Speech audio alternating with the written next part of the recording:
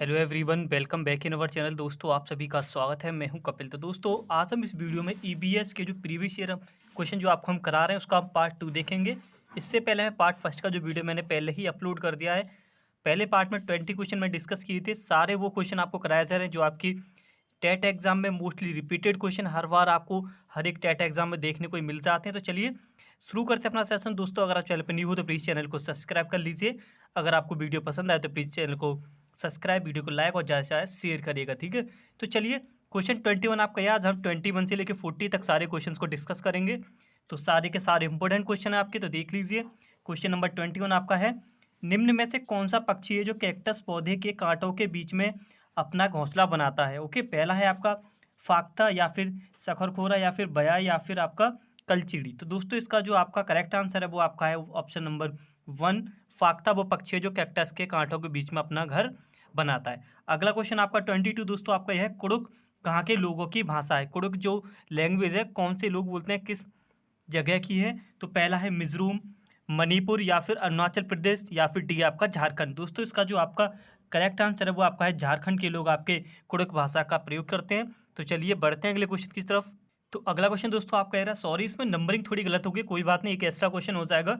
22 आपका है, हमारे देश में निम्न स्थानों में से कौन सा है जो ठंडा रेगिस्तान है जहाँ पर, ठीक है। पहला है जैसलमेर, या फिर लद्दाख, या फिर मेघालय, या फिर आपका दार्जिलिंग है। दोस्तों, इसका जो आपका करेक्ट आंसर है वो आपका होगा लद्दाख। लद्दाख में आपका ठंडा रेगिस्तान है। तो अगला क्वेश्चन आपका 23 देखिएगा, वर्षा जल संरक्षण क्या है। वर्षा जल संरक्षण से आपका क्या मतलब है। ये क्वेश्चन सारे प्रीवियस ईयर में आपसे पूछे गए हैं। पानी का वितरण है, या फिर आपका जल का जो जमाव जो भंडारण होता है वो है, या फिर प्रयुक्त जल संग्रह भंडारण, या फिर उपयुक्त में से कोई भी नहीं। दोस्तों, इसका जो ऑप्शन है काफ़ी कॉमन क्वेश्चन आपसे लगातार पूछा गया है। तो इसका जो ऑप्शन नंबर बी है, जल का संरक्षण का मतलब होता है जल का जमाव और भंडारण, ठीक है। बढ़ते हैं अगले क्वेश्चन 24। अब आपको यहाँ पे क्वेश्चन दिखाई दे रहे होंगे 24, 25 और 26। तो 24 काफ़ी important question, red data books किससे संबंधित है। आपका रेड डाटा बुक है, इसका किससे संबंध होता है। तो आपका है नदियों में जो प्रदूषण होता है उससे है, या फिर विलुप्त के करीब जो जीव है उनका, या फिर घटता भू गर्भ या जल, या फिर वायु प्रदूषण। देखो काफ़ी इंपोर्टेंट क्वेश्चन है दोस्तों। इसका जो आपका करेक्ट आंसर है वो आपका ऑप्शन नंबर वी है, विलुप्त जनजाति से इसका रिलेटेड है। तो अगला क्वेश्चन आपका, भारतीय गैंडक कहाँ पे संरक्षित हैं। तो पहला ऑप्शन है कार्बेट नेशनल पार्क, या फिर काजीरंगा नेशनल पार्क, या फिर आपका बांदीपुर नेशनल पार्क, या फिर गिर नेशनल पार्क, ठीक है।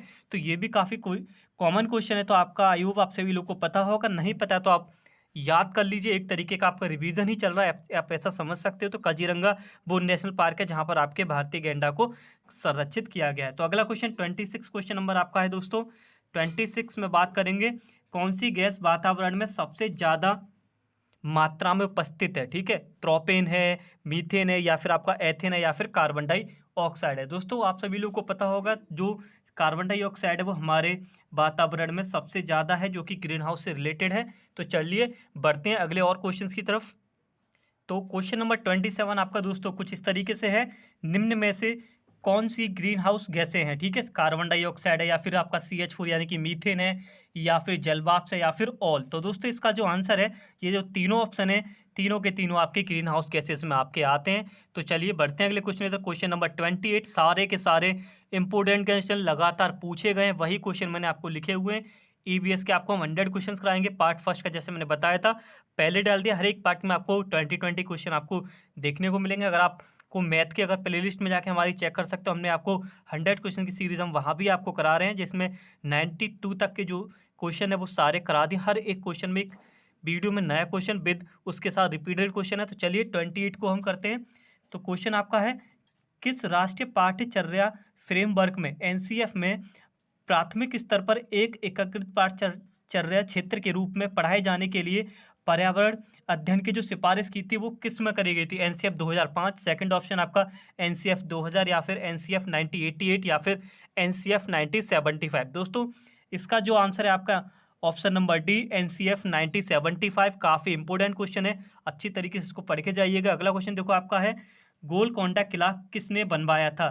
चोल राजवंश ने, या फिर काकतीय राजवंश ने, या फिर चालुक्य ने, या फिर पल्लव राजवंश ने। तो दोस्तों, इसका जो आपका आंसर है वो आपका है काकतीय राजवंश। ओके, ईबीएस में क्या होता है, आपके साइंस के भी पूछे जाते हैं, एनवायरमेंट से भी पूछे जाते हैं, और कुछ जीएस के जो क्वेश्चन होते हैं, नॉर्मली जीके के क्वेश्चन भी आपके ईबीएस में ही काउंटिंग होती है उनकी। तो अगला क्वेश्चन देखो 31 और 32 इनको डिस्कस करते हैं। अब देखो 30 क्वेश्चन आपका है, क्लोरोफिल में पाई जाने वाली धातु कौन सी है? मैग्नीशियम मिलता है आपको, या फिर लोहा मिलता है, या फिर कोबाल्ट, या फिर निकिल। जनरल साइंस के क्वेश्चन ज़्यादा देखने को मिलते हैं आपको ईबीएस में। ओके, आप अच्छी तरीके से पढ़ के जाइए। तो आपका जो मैग्नीशियम है, जो आपकी क्लोरोफिल में पाई जाने वाली आपकी धातु है। तो अगला क्वेश्चन है, निम्न में से कौन सा एक मुर्दाखोर नहीं है? मशरूम, गिद्ध, दीमक, या फिर केंचुआ। तो दोस्तों इसका जो आपका आंसर है वो आपका यहाँ पे ऑप्शन नंबर ए मशरूम है, जो कि एक मुर्दाखोर नहीं है। तो 32 क्वेश्चन की बात करते हैं, ये काफ़ी इंपॉर्टेंट है।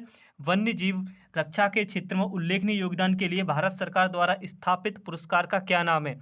गार्गी पुरस्कार, या फिर अमृता देवी बिश्नोई पुरस्कार, या फिर इंदिरा गांधी पर्यावरण पुरस्कार। ऑप्शन नंबर डी आपका है प्रियदर्शनीय पुरस्कार। दोस्तों काफ़ी कॉमन क्वेश्चन है, उम्मीद है आप सभी लोग को पता होगा, और नहीं पता है तो आप यहाँ पे आप लर्न कर लीजिएगा।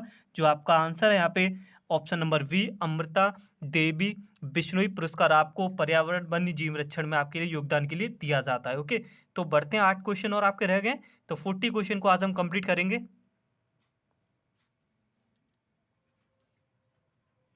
तो क्वेश्चन नंबर 33 आपका दोस्तों ये है, बायोमास के अवयवीय किण्वन द्वारा निम्न में से कौन सी गैस उत्पादित होती है? या फिर बायोगैस होती है, सीएनजी होता है आपका, या फिर गैस ऑयल होता है, या फिर नेचुरल यानी कि प्राकृतिक गैसें होती है। दोस्तों काफ़ी इंपॉर्टेंट क्वेश्चन आपका, इसका आंसर आपका सही है, जो बायोगैस आपकी उत्पादित होती है बायोमास में। ओके, तो क्वेश्चन नंबर 34 आपका है। क्वेश्चन नंबर 34 को हम देखेंगे। क्वेश्चन नंबर 34 दोस्तों आपका है, भारतीय वन संशोधन अधिनियम 2017 में वृक्षों की सूची से निकाल दिए जाने वाला पौधा कौन सा है? वो पौधा जो वृक्षों की सूची में ही नहीं आता है। ऑप्शन नंबर ए सरकंडा, गन्ना, या फिर तीसरा आपका खजूर है, और लास्ट वाला आपका बांस। तो दोस्तों आपका जो आंसर यहाँ पे है ऑप्शन नंबर डी, तो बांस है, जो कि आपके पौधों की कैटेगरी से निकाल दिया गया है। क्वेश्चन नंबर 35 आपका है, अंतर्राष्ट्रीय जैव विविधता दिवस आपको कब मनाया जाता है? तो आपका पहला ऑप्शन है 11 मई, 22 मई, 24 मई, या फिर आपका 10 मई। दोस्तों इसका जो आपका करेक्ट आंसर है वो आपका ऑप्शन नंबर वी 22 मई है। देखो डेट जो काफ़ी इंपॉर्टेंट है, जल दिवस आप याद कर लीजिए, पर्यावरण दिवस कब मनाया जाता है, ये काफ़ी कॉमन क्वेश्चन है, आपको देखने को मिलते हैं। तो चलिए 36 की तरफ हम बढ़ते हैं। क्वेश्चन नंबर 36 दोस्तों आपका है, जलवायु एक्शन प्लान जारी करने वाला भारत का प्रथम राज्य कौन सा है? जलवायु परिवर्तन एक्शन प्लान को, ठीक है, प्लान को जारी करने वाला पहला राज्य इंडिया में कौन सा है? उत्तराखंड है, हरियाणा है, दिल्ली है, या फिर आपका केरला है। तो दोस्तों आपका जो आपका ऑप्शन है यहाँ पे ऑप्शन नंबर सी दिल्ली एक ऐसा पहला राज्य है जिसमें आपका जलवायु परिवर्तन एक्शन प्लान को जारी किया गया था। 37 क्वेश्चन आपका है, WWF से आपका क्या अर्थ है, यानी कि इसकी फुल फॉर्म आपसे पूछी जाएगी। तो पहला है वर्ल्ड वाइड फंड है, या फिर वर्ल्ड वाइड लाइफ फंड है, या फिर वर्ल्ड वॉर फंड, या फिर वर्ल्ड वॉच फंड। उम्मीद है आपको इसका तो सबको आंसर पता ही होगा। इसका जो आंसर है वो आपका है world wild life fund. Okay, तो क्वेश्चन नंबर 38 आपका दोस्तों कुछ इस तरीके से है। 38 सारे के सारे इंपॉर्टेंट क्वेश्चन आपके हर एक एग्जाम में, चाहे रीट हो, सी टेट हो, यूपी टेट हो, एच टेट हो, हर एक एग्जाम से हमने ये क्वेश्चन लिए, कॉमन क्वेश्चन जो आपके इन सब एग्जाम में आपसे पूछे गए, चाहे आपका MP टेट हो, कोई भी अदरवाइज कोई भी आपका टेट एग्जाम हो। ठीक है, 38 आपका है दोस्तों, कोटोपैक्सी एक जागृत ज्वालामुखी है जो अवस्थित है कहाँ पर है? सिसिली में, हवाई में, एंडीज में, या फिर रॉकीज में। तो इसका जो आपका आंसर है वो आपका ऑप्शन नंबर सी एंडीज में आपका कोटोपैक्सी एक जागृत ज्वालामुखी है जो कि अवस्थित है। तो बचे हुए 2 क्वेश्चन उनको भी देख लेते हैं। तो देखिए, अगर आपको सेशन पसंद आ रहा है तो प्लीज़ वीडियो को शेयर करिए, लाइक करिए, ओके, चैनल को सब्सक्राइब कर दिए, साथ साथ अपने हमारे बेल जो आइकन है नोटिफिकेशन का ऑन कर दीजिए, जिससे कि आने वाली वीडियो का जो नोटिफिकेशन है आपके पास जल्द से जल्द सबसे पहले पहुंच जाए। तो चलिए दोनों क्वेश्चन को और देखते हैं। और आज के सेशन के हमारे 2 क्वेश्चन आप कह रहे हैं, जिन बच्चों ने पार्ट फर्स्ट नहीं देखा प्लीज जाके देख लीजिए।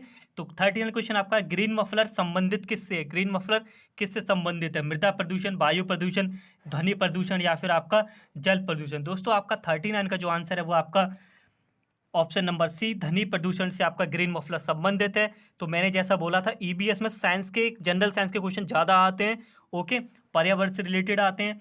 पर्यावरण संरक्षण अधिनियम किस वर्ष में पारित हुआ था? काफ़ी इंपोर्टेंट क्वेश्चन, 1982 या फिर 1992, 1986 या फिर 1996। दोस्तों इसका जो आपका करेक्ट आंसर है ऑप्शन नंबर आपका सी यहाँ पे सही हो जाएगा। 1986 में आपका पर्यावरण संरक्षण अधिनियम को पारित किया गया था। उम्मीद है आपको सेशन पसंद आएगा। चलिए मिलते हैं अगली वीडियो में और कुछ नए क्वेश्चंस के साथ। तब तक के लिए धन्यवाद। Take care and wait for the next video.